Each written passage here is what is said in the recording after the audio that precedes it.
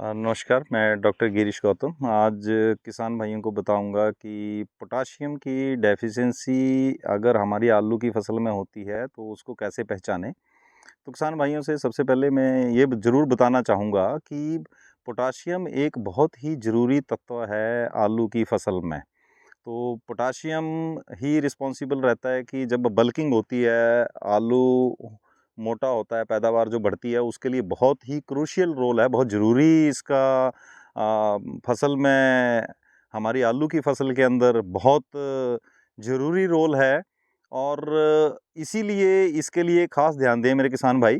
तो जब भी आलू की बल्किंग स्टार्ट होती है, 45-50 दिन के आसपास क्रॉप है, तो जहां अगर इसकी डेफिशिएंसी हो या कम मात्रा में फार्मर ने डाला हो, तो किस तरह से सिम्टम हम पहचानें कि इसमें डेफिशिएंसी आ रही है और एडिशनल हमें कुछ देना पड़ेगा। तो अगर अगर हम यहाँ सिम्टम देखें, एक तो बात है कि ये बहुत ही मोबाइल होता है पौधे के अंदर, तो इसकी डेफिशिएंसी कभी यंगर लीव्स पे नहीं आती। ऊपर पत्ते हरे रहते हैं फसल के, लेकिन हम निचले पत्तों को अगर देखेंगे तो निचले पत्तों में क्या होता है कि जो पौधे के मार्जिन होते हैं और टिप्स होती हैं, वो इस तरह से सूखनी शुरू हो जाती हैं। इसको बोलते हैं हम नेक्रोसिस।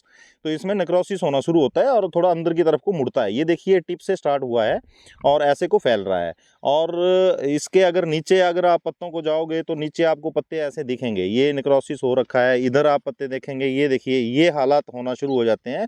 और इस तरह से ये निचले पत्ते जो होते हैं वो नीचे से धीरे धीरे ये ख़त्म होने शुरू हो जाते हैं, पत्ते सूख के। इधर से पूरा मार्जिन ऐसे इसका ब्राउन कलर में डेड हो जाता है। इस तरह से टिप से स्टार्ट होता है, मार्जिन्स में फैलता है और पूरा बाद में सब पत्ते पे ये धीरे धीरे बढ़ना शुरू हो जाता है। और नीचे के जैसे पत्ते ख़त्म हो जाएंगे तो फिर ये ऊपर को आना शुरू हो जाएगी, अगले नए पत्ते में आना शुरू हो जाएगी।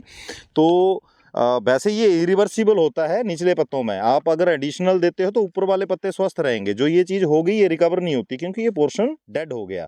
इसलिए किसान भाई ये ज़रूर अश्योर करें कि मिट्टी टेस्ट कराएं, आपके डेफिशिएंसी नहीं होनी चाहिए पोटाश के अंदर। अगर आलू की खेती करनी है किसी खेत में, उसमें डेफिशिएंसी ना हो पोटाश की।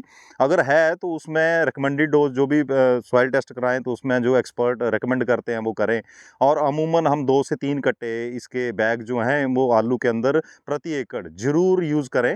और बाद में अगर ऐसी डेफिशिएंसी देखते हैं तो उसमें आप एक 13-045 एनपीके आता है, जिसके पोटाशियम नाइट्रेट कह देते हैं। वो अपनी जब आपकी 45 से 60-70 दिन की क्रॉप है उसके बीच में रिपीटेड स्प्रे हफ्ते के बाद ना करते रहें अगर इस तरह की डेफिशिएंसी है।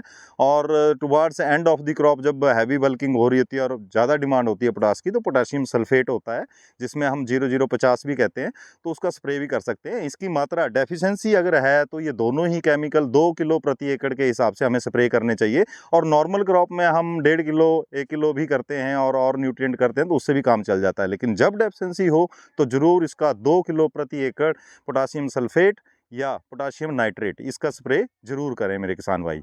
धन्यवाद।